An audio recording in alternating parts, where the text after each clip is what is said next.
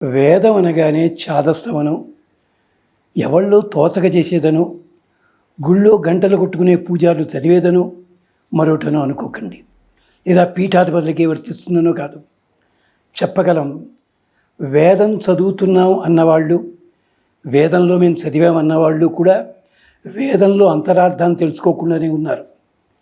పెద్ద పెద్దలైన పీఠాధిపతులు లాంటి వాళ్ళు కూడా వేదంలోంచి గబుక్కుని వచ్చినట్టయితే ఇది ఏమిటి అని ఆలోచించుకునే టైం కూడా వాళ్ళకి ఉండట్లేదు. అంచేత వేదంలోంచి ప్రత్యేకించి మనం ఏదైనా కొత్త విశేషాలు ప్రయత్నిద్దాం, కొన్నైనా ప్రయత్నిద్దాం. ఆ ఉద్దేశంతో ఈ మాట చెప్పడం జరుగుతుంది. వేదాన్ని ఏమన్నారంటే ఆమ్నాయము అన్నారు. ఆమ్నాయం అంటే అర్థం ఏమిటంటే దానికి నియమం చెప్పారు. ఆమ్నాయతే పారంపర్యేణ ఇది ఆమ్నాయ. ఇది ఒకచోటెక్కడో మొదలుపెట్టి ఇది నాతోటే ప్రారంభమైంది అని కాదు. ఆమ్నాయతే పరంపరగా ఇది వచ్చింది. కొన్ని కళారూపాలు ఉంటాయి, డ్యాన్సులు, సంగీతం ఎవరో ఒకళ్ళతోటి ప్రారంభమవుతాయి.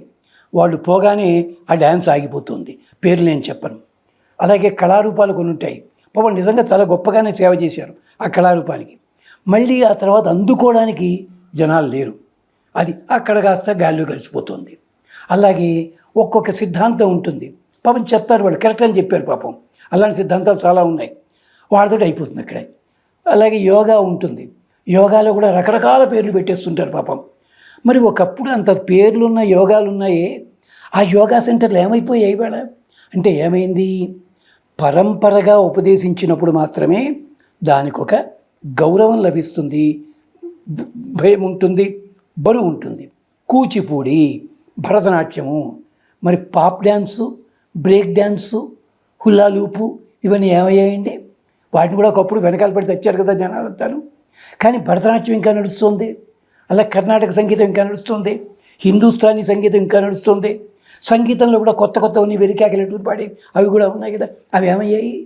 ఒక టైము లోపల అంతే.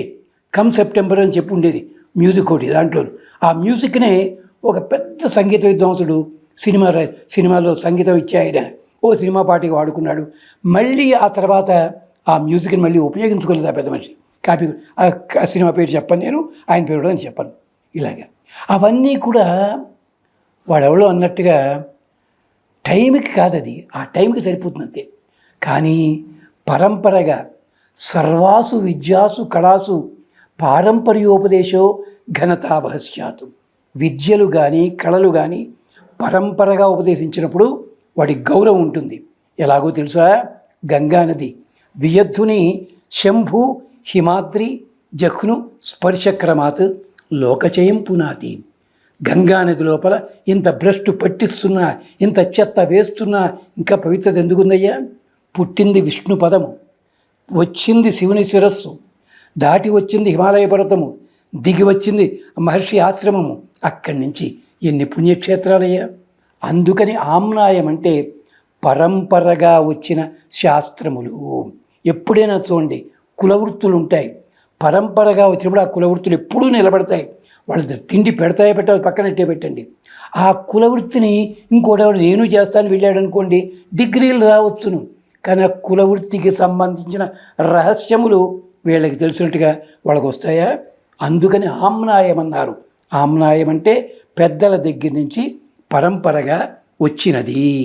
కాలగర్భంలో కలిసిపోయిన శాఖలు పోగా మనకి మిగిలినవి కొన్ని మాత్రమే ఉన్నాయి. దురదృష్టం ప్రింట్ మీడియాలోను. ఏమిటి? మీరు వేసుకున్నట్టయితే వేదాల తాలూకుది కనీసం 20, 25, 30 దాకా A4 వాల్యూమ్స్ ఉంటాయండి. ఒట్టి వేదం మూలమే, వ్యాఖ్యానం కాదు. కనీసం 500 కిలోల బరువు ఉంటుంది అదంతా కూడా. కానీ దురదృష్టం గాల్లో కలిసిపోయాయి, పోయినవి పోగా మిగులుతున్నాయి.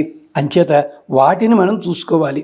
వేదం నిలుపుకోగలగడం అదృష్టము, పోగొట్టుకున్నామంటే దురదృష్టమే. వేదము అనంతమనడానికి భరద్వాజుడి కథే ఒక కథ.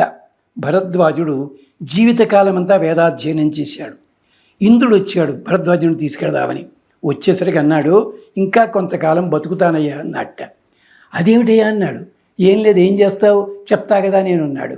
అంటే మన వాళ్ళు రిటైర్ అయిపోయినా కొంతమందికి ఎక్స్టెన్షన్ ఇస్తుంటారు, ఇంత వాళ్ళు ఇంకా ఇల్లు కట్టుకోవాలి పాపం ఎక్కడెక్కడ ఉన్నందు అని చెప్పి. అలాగే అనుకున్నాడు. భరద్వాజుడికి ఇచ్చాడు, మళ్ళీ రెండోసారి ఇచ్చాడు ఇంద్రుడు, మూడోసారి ఇచ్చాడు, నాలుగోసారి ఇచ్చాడు. నాలుగోసారి కూడా ఎక్స్టెన్షన్ ఇమ్మన్నట్ట భరద్వాజుడు. ఏం చేసావయ్యా నువ్వు అన్నాడు. ఈ 3 సార్లు ఇచ్చిన 30,000 సంవత్సరాలు వేదం చదివాను అన్నట్ట. నవ్వి నాలుగోసారి ఏం చేస్తావు అన్నాడు. వేదం చదువుతా అన్నట్ట. దూరంగా కనిపించే భయంకరమైన పెద్ద పెద్ద కొండలు చూపించి 3 ఇంద్రుడు అక్కడికి వెళ్ళి చిటికెడు మట్టి తీసుకుని చేతిలో వేసుకుని, నాయనా భరద్వాజ, నువ్వు ఇన్నాళ్ళు చదివిన వేదం ఇది, చదవాల్సింది అది, ఇంకెన్నాళ్ళు కావాలి నీకు? లెంపలు వేసుకున్నాడు భరద్వాజుడు. అనధీతం బహ్వస్థితి జ్ఞానం స్వాధ్యాయ, చదివిన దానికంటే చదవనిదే ఎక్కువ అని తెలుసుకోవడమే స్వాధ్యాయము. ఇదే ఒక నటుడి సినిమాలో కూడా తెలిసింది గోరంత తెలవాల్సింది కొండంత అనే డైలాగులో పెట్టుకున్నారు వాళ్ళు. ఇది వేదం గొప్పతనము.